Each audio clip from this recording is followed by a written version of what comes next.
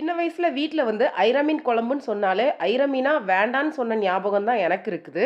அப்ப கம்மியான விலையில அதிகமா கிடைச்ச ஐர மீன், இப்ப அதிகமான விலையில கம்மியா கிடைக்குது. வாங்க இன்னைக்கு எங்க ஊர் ஸ்டைல்ல ஐர மீன் குழம்பு எப்படி வைக்கலாம்னு பார்க்கலாம். ஐர மீனை கிளீன் பண்றதுக்கு பால்ல ஒரு 10 நிமிஷம் போட்டு வச்சீங்கன்னா, அது வாயில இருக்க அழுக்கெல்லாம் கக்கிரும்னு சொல்லுவாங்க. இதுல கொஞ்சமா கல்லுப்பு சேர்த்து மூடி வச்சிருங்க. 10 நிமிஷத்துல இதுல உயிர் இருக்காது. அப்புறமா கிளீன் பண்ணி எடுத்துக்கலாம். ஃபர்ஸ்ட் நம்ம மசாலா ரெடி பண்ணிரலாம். 200 கிராம் ஐர மீன் எடுத்துக்கிறோம். அதுக்கு 6 வரமிளகா, 3/4 டீஸ்பூன் ஜீரகத்தை நல்லா பொடி பண்ணிட்டு தண்ணி ஊற்றி விழுத அரைச்சிக்கோங்க.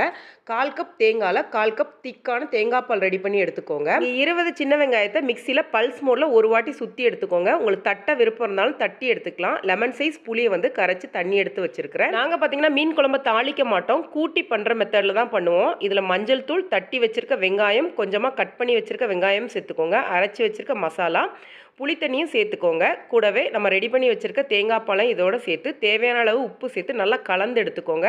இதுக்கப்புறமா தான் இதை நம்ம அடுப்பில் வைக்க போகிறோம். இதெல்லாமே கலந்ததுக்கப்புறமா அடுப்பில் வச்சு ஒரு பெரிய குழிக்கரண்டி அளவு நல்லெண்ணெய் சேர்த்துக்கோங்க. இது நல்லா கொதிச்சு வரும்போது ஒரு 5 நிமிஷம் மூடி வச்சுருங்க. 5 நிமிஷத்தில் மீன் நல்லா வெந்துடும். அதுக்கப்புறமா இதை லோ ஃப்ளேமில் திக்காகிற அளவுக்கு வச்சு எடுத்துக்கோங்க. ஒரு 10 நிமிஷத்தில் பார்த்தீங்கன்னா குழம்பு இந்த அளவுக்கு எண்ணெய் பிரிஞ்சு திக்காயிரும். கேஸ் ஆஃப் பண்ணிவிட்டு 1 மணி நேரம் கழித்து சாப்பிட்டிங்கன்னா டேஸ்ட் ரொம்ப அருமையாக இருக்கும். கண்டிப்பாக ட்ரை பண்ணி பாருங்கள். அன்று ஏழைகளின் உணவாக இருந்த ஐர மீன் இன்று பணக்காரர்களின் உணவாக மாறிடுச்சுன்னு தான் எனக்கு தோணுச்சு. இதை பற்றின கருத்துக்களை நீங்களும் பதிவு பண்ணுங்கள்.